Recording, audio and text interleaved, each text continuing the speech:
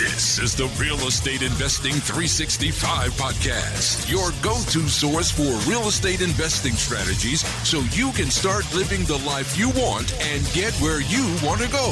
With your host, Justin Hanna.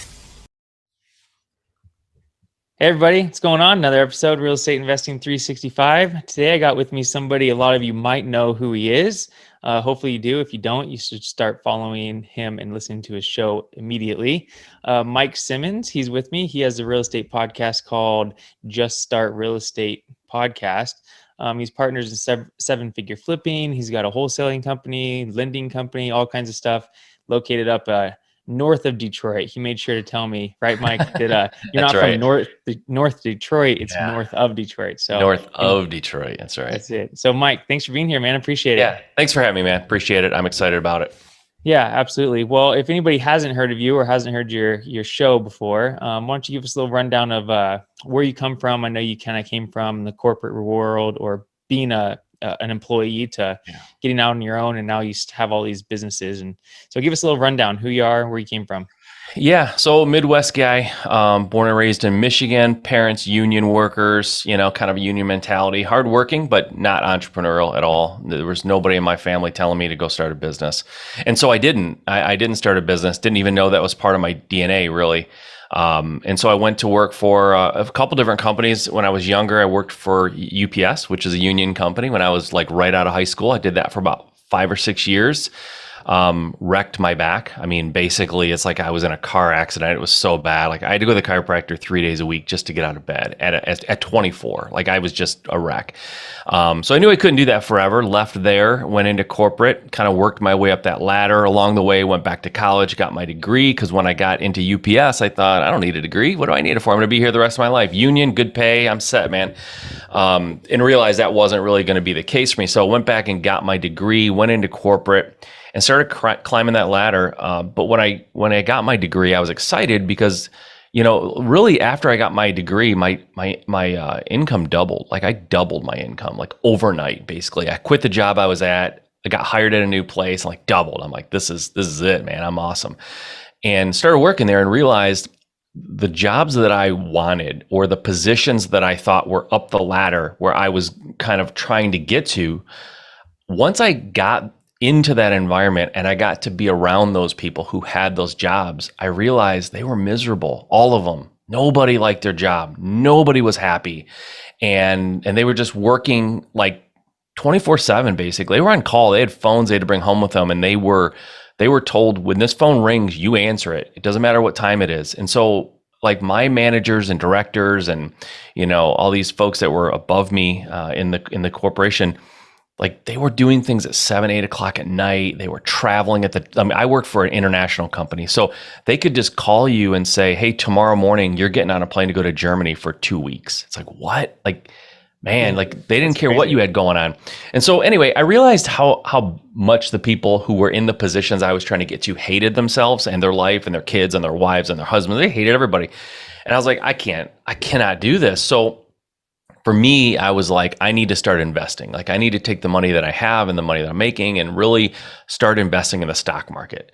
And I started investigating how to invest in the stock market. And it didn't take long before I realized I really freaking hate the stock market. I hate learning about it. It's boring. It was like just reading the dictionary to me. Like I just didn't care. I couldn't sit there and read about this stuff. But while I was doing research on the stock market and investing, I came across real estate, and I started looking at that and going to those websites more and more. And I really just loved hearing success stories, and I kind of was living vicariously through people who were posting their successes online and stuff. And this was about like 2003 probably. Okay. And I kind of made the decision at some point in that time frame, like, I think I want to be a real estate investor. This is what I wanted to do. So I started going to like local seminars and buying books. And at the time there was no podcasting. There really wasn't YouTube, I don't think, back then, or if there was, it was brand new. And so there were websites that had like, success stories and things that they would, and I would read these things, and I was getting way into it. And I was like, this is what I want to do.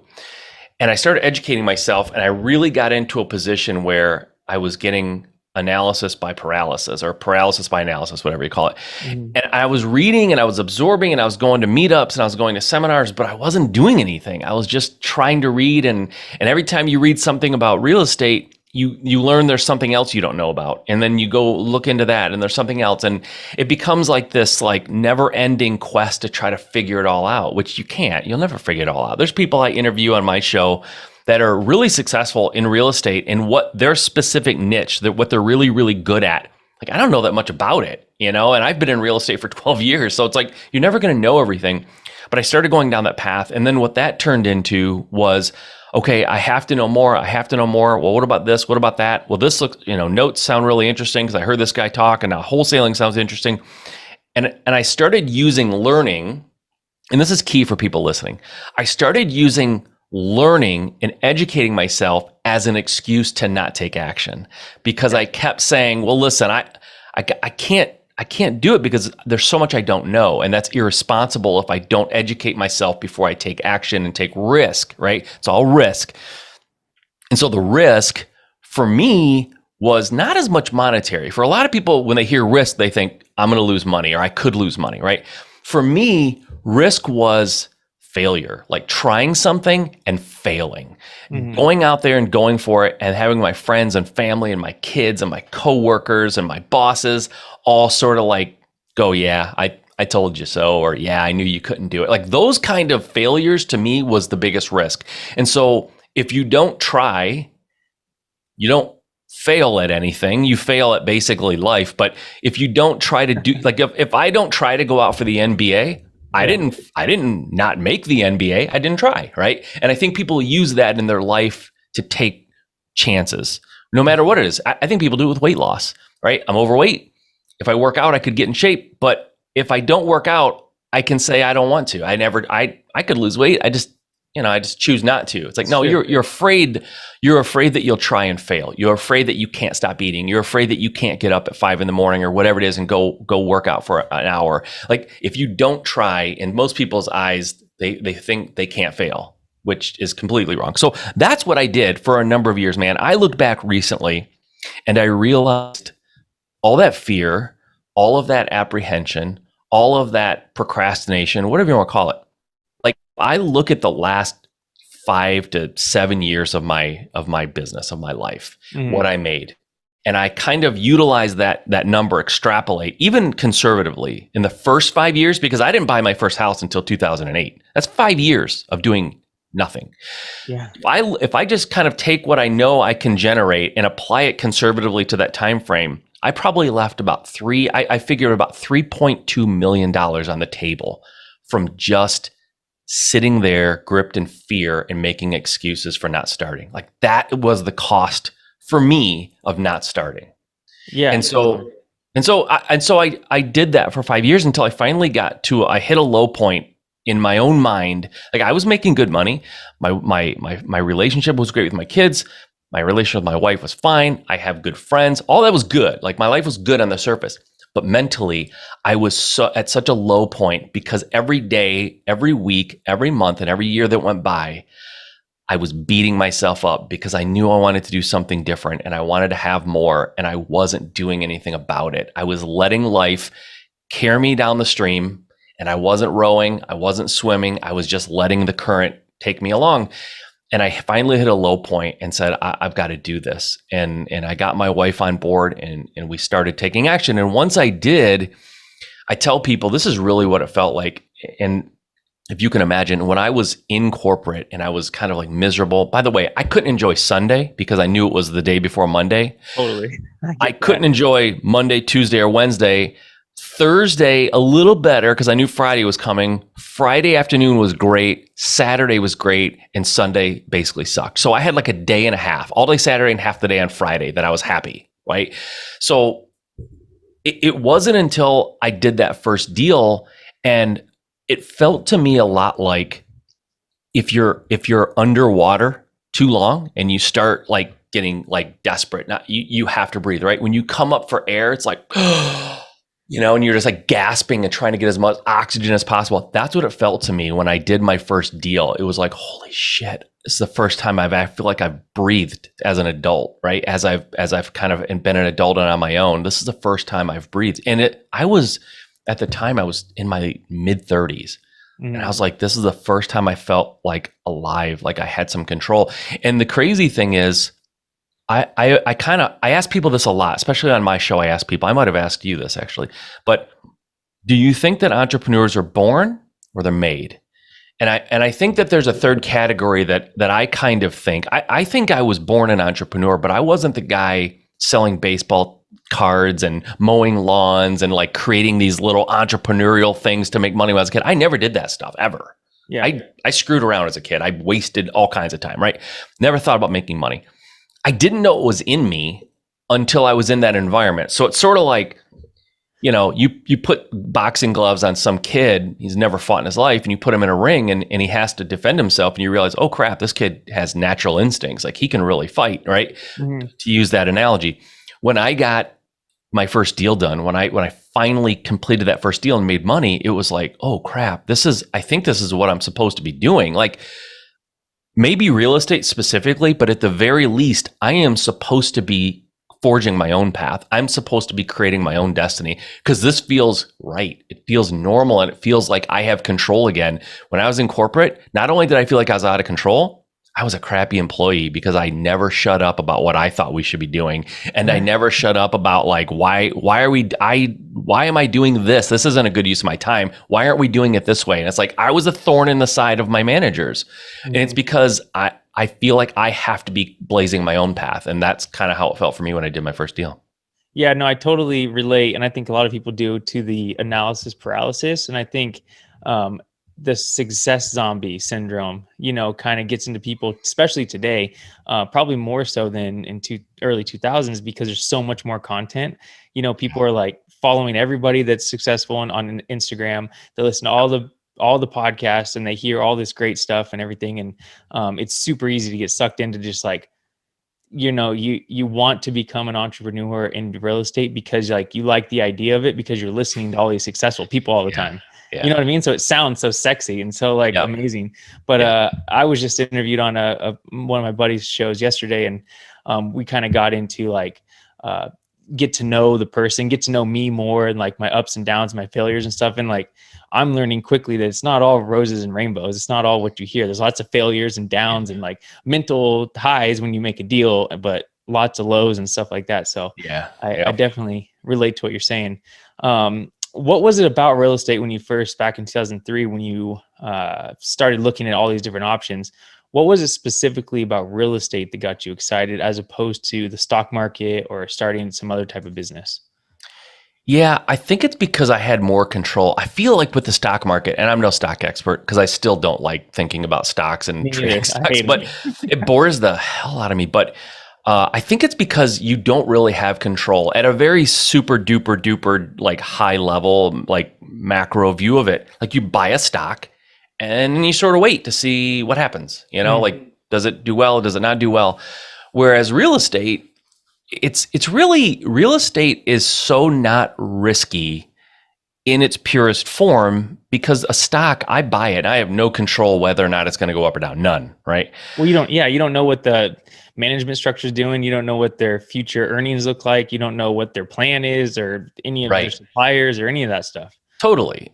With real estate, when you, like for flipping for example, when I started, I was a house flipper. When you buy, and now if you do it right, if you do your research, when you buy the house, it's worth more than you paid for it day one, right? Mm-hmm. As you're renovating it, you're increasing its value. As you do the work and spend the money, you're increasing its value. So theoretically, if you do a good job in the front end, at no point during the project or during that whole deal life cycle are you ever underwater with your investment. Or if you are, it's just like for a couple of days. You know what I mean? You buy a bunch of materials and yes, it hasn't been installed, so maybe you're a little bit. But for the most part, you're staying ahead of it. You always owe less on that property than it's currently worth, including up into and including when you're done. Obviously, it's worth more than what you've spent. That's the whole point. So the way you screw up real estate or flipping specifically is to do a bad job in the analysis in the beginning. If you buy the wrong house, you pay too much, and you spend too much on renovation, yeah, you can get in trouble. But if you do a good job up front, your investment is really not at risk at any point without something just catastrophic happening. Even if it gets hit by a meteor, like you have insurance, right? So Yeah. you don't have to worry about that either. If it burns down or something, you don't have to worry about it. So it's really not that risky. And for me, it was more exciting than stocks for exactly that reason. I had control. And I've taken so many personality assessment tests or whatever you want to call them over the years. I think they're very valuable when you're hiring. They're not the end all be all. They don't tell you everything, but they certainly give you a very, very important piece of the hiring process. And so for me, every personality test or assessment I've taken ever, and I've taken a lot of them in the last 5 years, all of them come back virtually the same. And here's what I am. I know this. I'm a hard driver. I'm more type A. I need to be in control, calling the shots. And I have very little patience, and I have even less attention to detail, right? So I'm like this guy who basically builds rockets and launches them. And then I get bored and I need to go on to the next one. And I need someone to be controlling that rocket when it's in the air. So I'm good at conceiving companies. I'm good at building the foundation and launching them, but I'm not the guy you should have managing your business day in, day out. Like I can't do it. And so for me in corporate, that's a lot of what corporate is. Like I wasn't built for that. I was built for creating things, big ideas and moving on. I don't have patience. I don't have detail, any attention to detail, but I'm type A. I've got to be in control building things. And once it gets stabilized, I do lose interest. And so I need to know how to hire and build teams. So by the time it's stable and it becomes more of a maintenance thing, I need to have a team in place that can do that. And I've realized that about myself through trial and error, by the way. I tried to run my real estate business once it was kind of stable, and I can't watch numbers and like manage people all day, every day. It just doesn't work for me. So right now, my real estate company is buying and selling properties right now as we speak. It's happening. And I'm building, I talked to you before we got live here. I'm building a lending company now. I've just launched this lending company in September, and I'm in money raising mode. Like I'm raising funds to put in that company so I can lend it out. And I'm finding borrowers and that whole thing. And that's exciting for me because I'm building it. I feel like right now I'm in the middle of that, and that's awesome. But I'm also smart enough to know now, as I'm building it, I'm bringing in people and putting them in place and training them so they can handle the mundane kind of day-to-day stuff. And as I build, I'll continue to put pieces in place. So by the time it's stable, I don't have to be involved day to day. That's sort of the formula for me. Yeah, totally. I definitely relate on some levels to that. And I was telling my wife this the other day. We always relate it to maybe like some type of workout or something, like CrossFit. We owned a CrossFit gym for a while. My wife's a trainer and really into it. So for me, I like the type of workout. So there's like two different types of workouts, right? There's the type of workout that says, hey, we're going to work out for 20 minutes as hard as you can, and you're going to get as many rounds as you can done in 20 minutes. Or there's, hey, you have X amount of rounds to do them as fast as you can, and as soon as you get done, you're done. So it's like those are two different kinds of people, right? When I relate it like that, I hate the workouts that have 20 minutes and I'm just trying to get as many as I can in that 20 minutes. I would rather have something that's like, hey, do this much, and as soon as you're done, and move on to the next thing. And so that's kind of like what you're saying is like, hey, get as much work as you can do now, set all the people in place, get the companies going, and then you can move on to the next thing, but you have to get this done. Yeah. So that's kind of how I relate it. And it's funny, I was just talking to my wife about that just 2 days ago, Totally. That's been a big difference for me because before I knew that about myself, I just thought I'll run the business. Once it's stable, I'll run it. Routine is soul crushing for me. That's why like people talk about like the miracle morning, and there's nothing wrong with that. It's just for me, if I know every morning I'm going to do the exact same routine, I'll kill myself. Like I can't, it has to be a little bit more free form for me, or I won't succeed. Yeah. And some people out there, I'm sure I felt the same way when I was at a company. It's like, I felt the same as you. Like I didn't want to be there for 30 or 40 years. Like I saw the people that I was going to become, like nobody was happy. They would always say, the old timers would always say, I never want my kid to do this. I want him to go do something else. But at the time I was the same age as their kid. So I was always thinking like, why am I doing this? Then, you know what I mean? Yeah. So some people think that, but they don't know what they're actually going to like until you have to go out and try it. You might not like going and flipping houses. You might not like starting a wholesale company. You might not like opening a gym or doing something, but you Yeah. don't know until you try, right? Yep. You got to Yep. like try. Yep. Okay. So go back, you bought your first house in 2008. You said you started in the flipping business. Kind of walk me through like how you went from flipping, I think, to wholesaling, and then like what that like real estate business journey kind of Yeah. looked like. Totally. So flipped houses, because honestly, I didn't know that much about wholesaling. I heard of it, but I really didn't understand it. Rentals seem too slow because I just told you I'm very impatient. Like I have no patience. So rentals seem too slow. And so flipping made sense. And at the time, 2008, if anybody who's like was watching HGTV or whatever back then, there were all kinds of flipping shows. But the flipping shows that they showed 10, 12 years ago were not like Chip and Joanna Gaines, where it was like feel good, everyone gets along, project's beautiful the whole time, and everyone's happy, right? These were like Armando Montalongo, if anybody remembers that name. This was like a house flipper on TV back then. I can't remember if it was HGTV or was one of those. And like he would roll up in his H2 and scream at his contractors and fire them, and everything's going wrong and things are falling apart, and it's like this whole disaster, and then it would just kind of like work out in the end. And so, but that's all I knew. So I went into house flipping, and I, at the time in corporate, I was still working my corporate job. I didn't just quit the minute I got my first deal. Like I worked in corporate for like 3 or 4 years after I got my first deal. And I was used to managing teams. I was used to managing kind of difficult to manage people. I was used to having budgets and timelines that I had to maintain for the customer. So flipping seemed normal to me. And I went into that, and my wife went into it with me. We were partners at the time in the business, and it seemed like a natural fit for me. This was back before I really knew myself too, right? I shouldn't really be managing people too much, but I was doing it. And it went great. We did our first deal, and this is Michigan now, right? So we're not in Northern California where prices are crazy, or Southern California. So in Michigan back in 2008, when everything crashed, you could find a 3-bedroom brick ranch with a basement. Basements are a thing here in Michigan, with a basement in a safe middle-class average neighborhood, just a nice middle-class, working-class neighborhood. We bought it for $40,000. Like nothing wrong with it. It was like barely cosmetic is all had to be done to it. This is in great shape.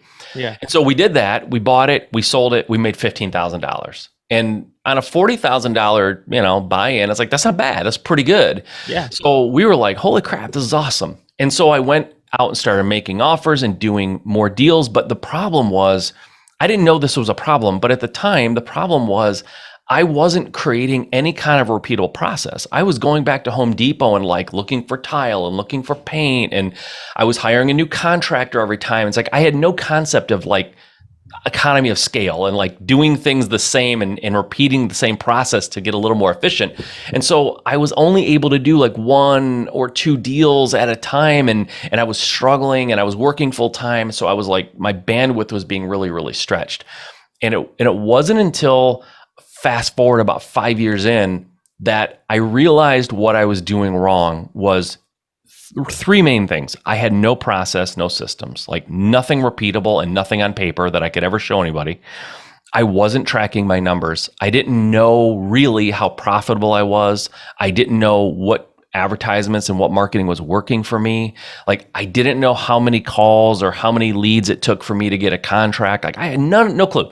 So not having a system in place, not tracking my numbers. And the third thing was I wasn't hiring. I was doing it all myself. About 2 or 3 years in, my wife tapped out and basically said, listen, I trust you. You're great. You're going to be awesome. I totally support you. But the stress of this is too much. Like she's a school teacher. She's like, I'm thinking about it all day at school. Like it's starting to affect my sleep.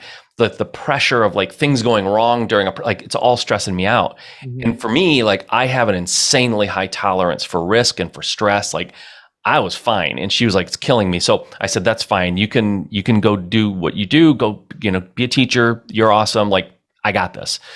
And along the way, what I realized was she was the person who was sort of keeping me out of trouble. Like my instincts are to go make 100 offers and just get 10 properties, right?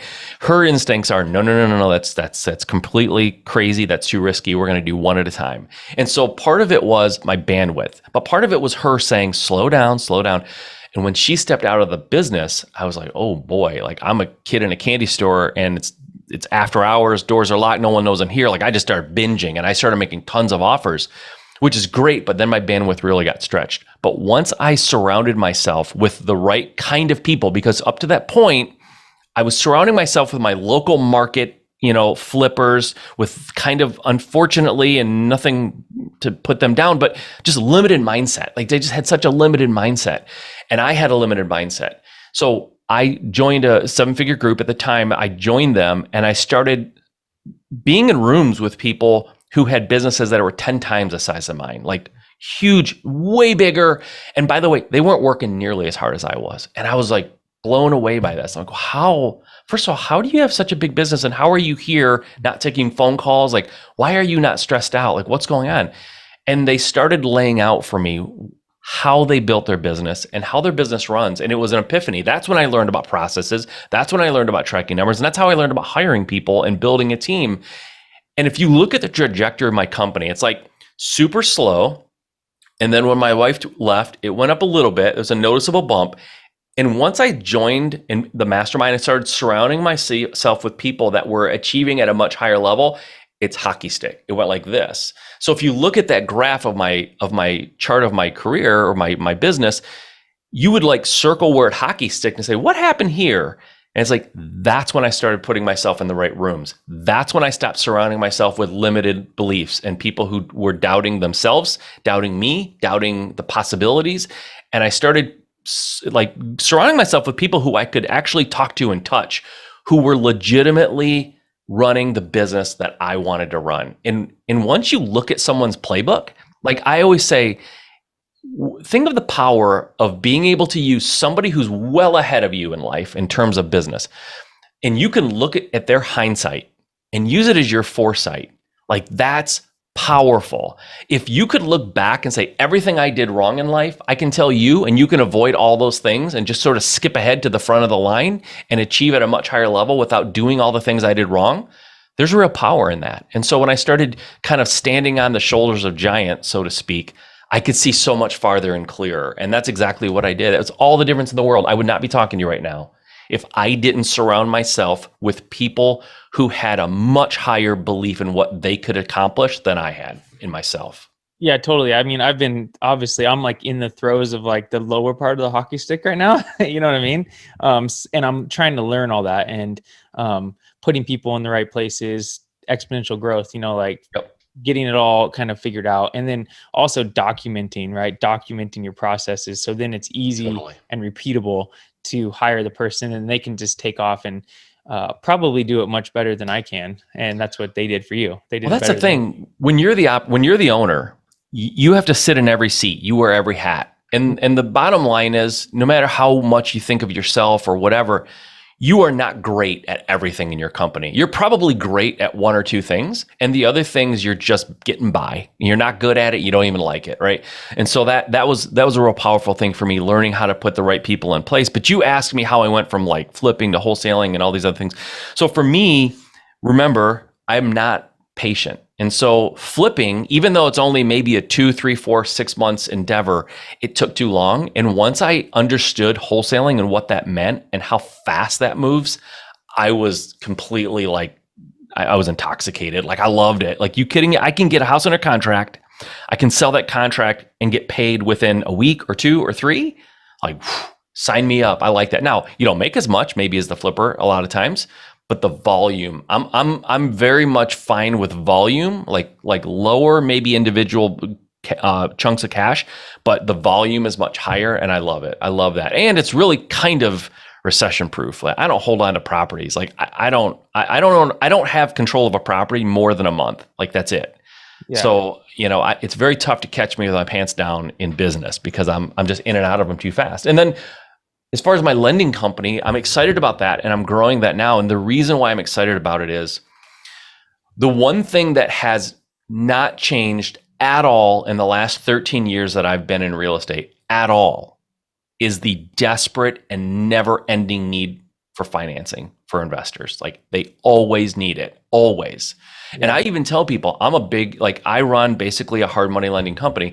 But I always tell people private money is where it's at. Like, eventually private money is the way to go. But it doesn't matter because people will always need, even people who have private money, a lot of times just hit a wall with whoever they're borrowing from and they need money. And it's like, I need money, right? And people who are just starting off, I think that's probably the smartest thing in the world. Don't wait around till you have a bunch of private money. Like, get the first deal, go to a hard money lender. You're going to pay them a little more, but who cares? Get that deal done and use that deal as a track record to be able to talk to private investors. But lending is never going to go away. It's always been here. It's always been a thing, and the need hasn't gone down. It's probably gone up. Yeah, totally. Yeah, no, that's great information. So I wanted, before we kind of transition out here, because you have so much stuff going on, which is great. I want to have some actionable things for people that's trying to get in, whether they want to wholesale, flip, or just find their own rental properties. What is some actionable steps people can take to like going and finding the off-market deals? Like, what are some like best practices? How are they going to do that? Yep. Okay. So we can attack it a couple different ways. I'm going to throw landlords and house flippers into the same category when it comes to finding deals, right? Because you kind of find them similar way. So my daughter came to me a couple of years ago, my youngest, and she's 25. She was 23 or something at the time. And she said, I want to be a real estate investor part-time. She doesn't want to do it full-time. She has a job. She loves it. But she said, I want to supplement. I want to do this. But I don't know if I should wholesale, if I should be a landlord, if I should, flip or whatever. And I said, what are your goals? I want to make, as most money as I can, as soon as I can, right? Yeah. So buy and hold was sort of out. So I said, okay, wholesaling and flipping. To me, if you have a full-time job and you have limited time, I personally think flipping is probably the better route. I think wholesaling is a much more time-intensive endeavor than flipping is. Wholesaling is more intensive time-wise than flipping. Yeah. So for her, I said, if you want to find deals, here's what I suggest to you. Go on Bigger Pockets, go on Craigslist, go on local Facebook forums, whatever. Find all the wholesalers in our market, all of them, me included, but not just me. Find everybody who's wholesaling in our market and get on their list. Now, here's the key, right? Everyone knows, okay, wholesalers can sell you deals, right? But here's the part that people screw up 99% of the time. This is what they screw up.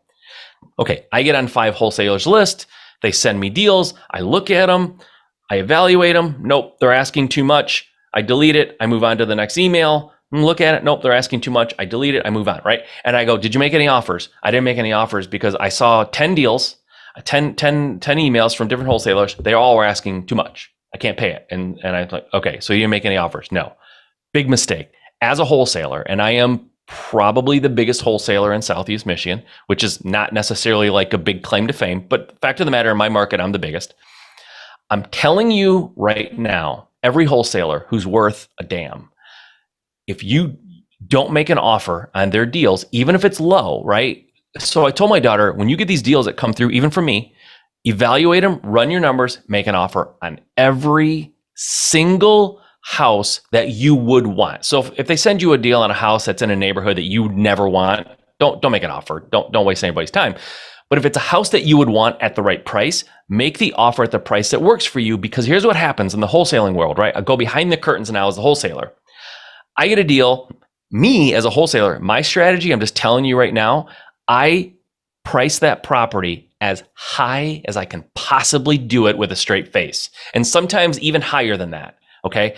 Because my philosophy is I'm going to take that property and I'm going to mark it up and put it out to my buyers list as high as humanly possible because I might get it. I do get it sometimes.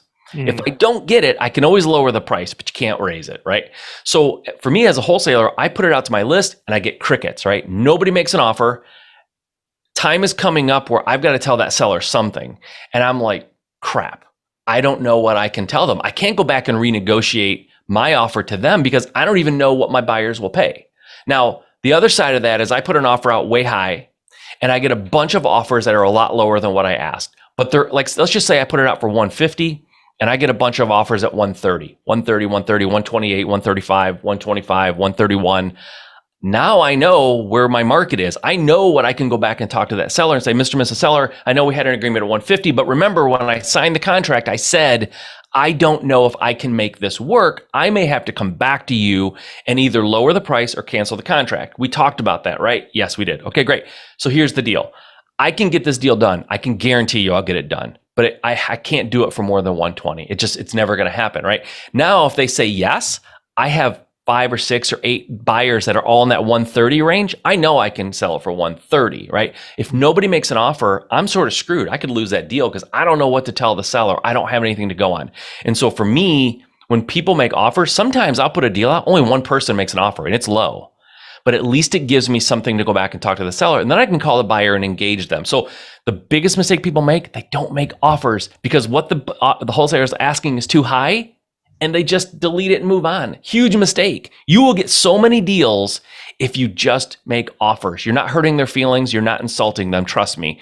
You're helping them. They need that information so they can adjust their offer to the seller. That's number one. If you're a wholesaler, that's the best thing you can do as a flipper. Now, you got realtors too, but right now, inventory is so low. There's not much on the MLS. It's really tough. You can find deals, but it's hard. Yeah. Networking and just kind of getting with these realtors and sometimes they have opportunities where they're off market and they don't, pocket listings, they call them, where before they put it on the MLS, I'll call you. That's great. And then you always have paid marketing, right? And you can use that as a flipper or a wholesaler. Wholesalers really can't use other wholesalers. Obviously it doesn't work. Wholesalers really can't use the MLS. It's very difficult to assign a deal on the MLS. It's not impossible, but it's just difficult. But paid marketing is really good for wholesalers. Now, there's unpaid marketing. There's driving for dollars, which is, drive around, look for houses that are in distress and make offers on them and skip trace them. That's great. You have really cheap marketing options like text blasting and ringless voicemail. Those are two things. If you're starting out and don't have a huge budget, text blast, ringless voicemail are absolutely things that you should be doing. I know people that run their whole business off of driving for dollars, text blast, and ringless voicemail, and their marketing budget is almost nothing, and they're doing deals consistently, right? It takes a little bit more effort and a little bit more time. But if you have the budget and you really want to supercharge your marketing and really kind of bring the deals in fast and you have some money to spend, direct mail and PPC is how I get 85 to 90% of my deals are direct mail and PPC. Direct mail has always been my workhorse. This year, or I should say last year, 2020, it shifted a little bit. PPC started becoming a little bit better of an option for me. And I reduced my mail because of COVID in Michigan. It was pretty hardcore in Michigan in terms of shutting us down. And there was about 4 or 5 months of absolute, panic about touching mail because no one knew how you could get corona. Remember when people were talking about leaving their packages outside on their porch for a couple of days until it was safe to touch? Well, people did that with mail too in Michigan. So our direct mail dropped off a cliff because people weren't touching their mail. So we use PPC a little bit more now, but PPC and direct mail is probably the two best options. Direct mail, the big thing there, and I've done direct mail for years and I've tested a lot of different things. And we could do a whole episode on direct mail and best practices, but I'll tell you this in a nutshell. If you don't remember anything else about direct mail, remember this. You have to keep it simple. The more convoluted, complicated, and cluttered your postcard or your letter is, the worse it will do. 100%. It's counterintuitive because most people think, I want to tell them everything. I want to tell them I pay cash and I'll do this and I want to tell them all this great stuff and I want to put my logo and I just want to cram it with a lot of information so they know that I know what I'm talking about and I'm great. Here's what happens. Your target market, when you're doing direct mail, all the houses I bought the last 5 years, I bought over 500 houses. I would say 98% of those houses were purchased from people over the age of 60, okay? Vast majority. And a lot of them were purchased by people over the age, or sold by people over the age of 70. Okay. So what happens is you get this piece of mail. Number one, their vision isn't that great, right? So people, when you want to put more on the card or on the letter, what do? You reduce your font size because you need to fit more, right? So you have a small font, it's cluttered, it's confusing. A confused mind says what? No. A confused mind says no. So you get this elderly person who can't really read it. It's tough because the font's too small and it's cluttered and confusing and they throw it away because it's clearly junk mail, right? Keep it simple. Open spaces, blank spaces on a postcard is okay. It's good. Increase your font size, say less, but say the important things. Address them by name, okay? When I say address them by name, that's called variable data. When you're using postcards and letters, your postcard, for example, should not say dear homeowner or dear resident. It should say, Justin, my name is Mike. I'm interested in your house located at 123 Elm Street, whatever, Boise, Idaho. I'm an investor or not. You can say it or not. I can pay cash for your house and I can close quickly and you don't have to do any work to it. If that's interesting for you, call me at this number. Like that's the basic information, right? I bold or underline or highlight the things like the property address, cash, my phone number. Like those are the things that I want really to jump off. So if you glance at this, you go, oh, well, that's my house address. Like that's a house I own or that's my house. And you see purchase or I want to buy it for cash and number. Instantly, you know what I'm basically trying to do. And you either are in the market for that or you're not, right? People try to overthink it. But here's the deal. Marketing is about timing. It's not as much about the message. The message is important. The message is important in terms of don't screw it up. Don't clutter it. Don't reduce the font size. Like you can do more harm to a message than you can do good, because a basic message that doesn't say a lot but hits you at the right time is all that matters. Because the best message, the most well-crafted message in the world, if it hits my door, I'm not selling my house. So it doesn't matter what you say to me. I'm not selling it. But a mediocre message that isn't cluttered and clear, but doesn't say a lot, and maybe it's not the best execution, but it hits me the day that my wife serves me divorce papers and I'm like, shit, I got to sell my house. I don't know what's going on here. Or I lose my job, or my job transfers me, or my spouse passes away and I have this big house and I don't know. Like if you hits me on that day, even a mediocre message will get through to me because I need that right then, right? So don't worry so much about like the perfect message. Worry about screwing it up, and remember, timing is everything. So if timing's everything, the more often you can hit somebody, the more likely you are to hit them at the time when they need to read it.